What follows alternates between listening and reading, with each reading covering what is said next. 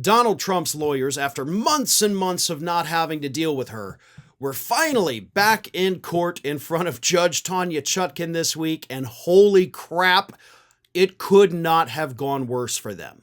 In fact, in all of Donald Trump's court cases this past week, with the exception, of course, of the Eileen Cannon one, but any court case where Trump's lawyers went in front of a judge, it all went badly. Like, this was a horrible week for Donald Trump's lawyers to go in front of judges. But for now, let's talk about what happened in this hearing on Thursday with Judge Tanya Chutkan.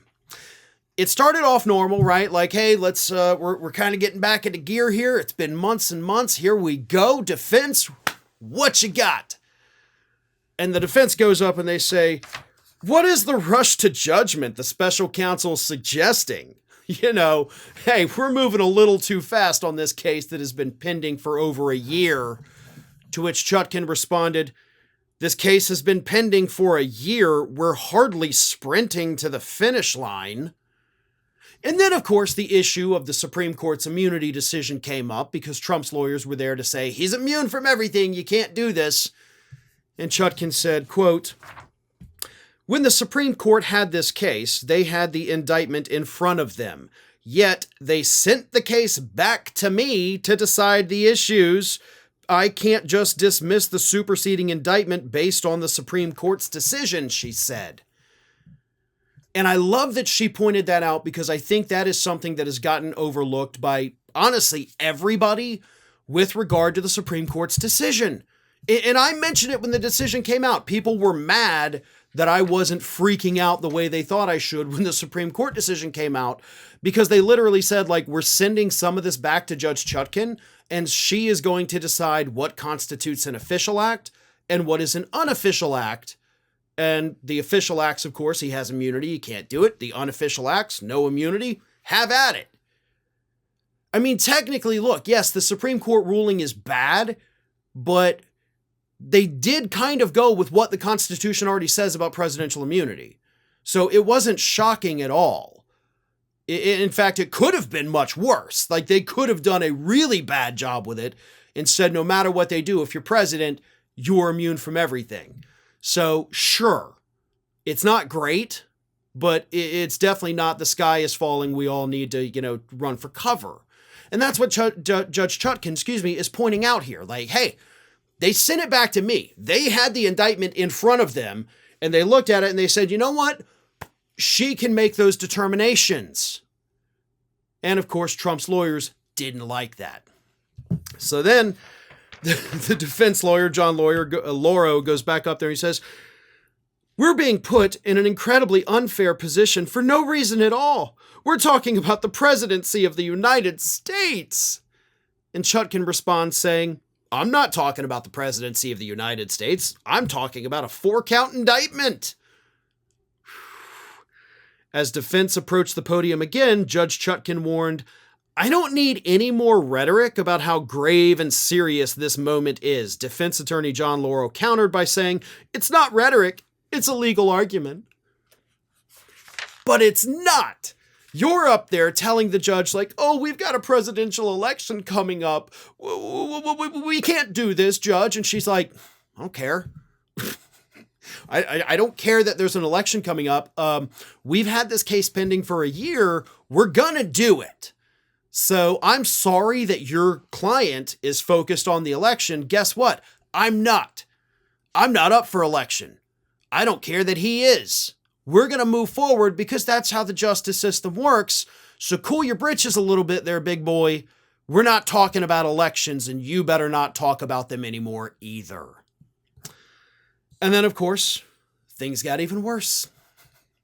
Because Judge Chutkan said that she was going to allow Jack Smith, special prosecutor, you can go ahead and file more evidence against Donald Trump, before the election. You don't have to wait. We're not putting this off. If you have more evidence, whatever you want to submit, go for it, bud. That's how the justice system works, by the way. This is not her showing favoritism. This is just her disregarding the fact that we have an election, as she should, and saying, we're doing business as usual. The country doesn't stop because we have an election. So Jack Smith is allowed now to submit more filings that could include new evidence, which of course would be made public. And that, of course, sent Trump's lawyers over the edge. Lauro contended that such a brief would potentially put damaging information about Trump into the public record at a very sensitive time in our nation's history, which we can't ignore. Chutkan responded and said, "I understand that there's an election impending. This court is not concerned about the election schedule." So Trump's lawyers are in there trying to make political talking points. They're trying to make election talking points. And then when he gets called out on it, he's like, hey, I'm making legal arguments. No, you're not. You're running campaign interference for Donald Trump. And the judge repeatedly told you, I don't give a damn. Can you please stop saying these? She pulled you up to the bench and told you, don't say these things anymore. I'm telling you, I don't care, and I'm not going to factor it in. And then he turns around and he's like, but there's an election. It's like right there. What are we going to do? I'm sure at this point, Chutkan's just sitting there like, oh my God. I didn't think there could be a worse lawyer than Alina Habba, and yet here we are. I keep telling you not to do this, and you keep doing it. And if you think that's the end of it, it's not. Things got even worse for Trump's lawyers when they said that they were being directed by Judge Clarence Thomas. Yeah, that was a really stupid thing to say, and also potentially, if it were true, an illegal thing to say. Chutkan asked why the defense didn't challenge the special counsel's authority last year, and Lauro said a concurring opinion penned by Thomas in the D.C. immunity ruling raised the issue of Smith's authority, which Judge Cannon from Florida, then used to justify her dismissal of Trump's charges in the classified documents case. Lauro then told the court that Thomas directed them to raise this issue. And Chutkan stops and goes, whoa, whoa, whoa, whoa, whoa. He directed you to do it? And then the lawyer backtracked. He said, well, he didn't direct us to. What he was trying to say, but he did a really bad job of saying it, is that if you look at one of the concurring opinions of Thomas, he suggested the special counsel couldn't even be appointed, and that's what Cannon used, and so we went off that. But instead of saying we used his rationale or his reasoning, he said, he told us to do it, and so we did it. And the judge is like, whoa, whoa, whoa, whoa, whoa. Listen up here, smarty pants. You're telling me that a Supreme Court justice is telling you how to run your legal defense here? Because, yeah, that's a big issue. He's like, no. I just read the thing. And of course, I mean, what an idiot. What an absolute moron. And that's who Trump has representing him in this case.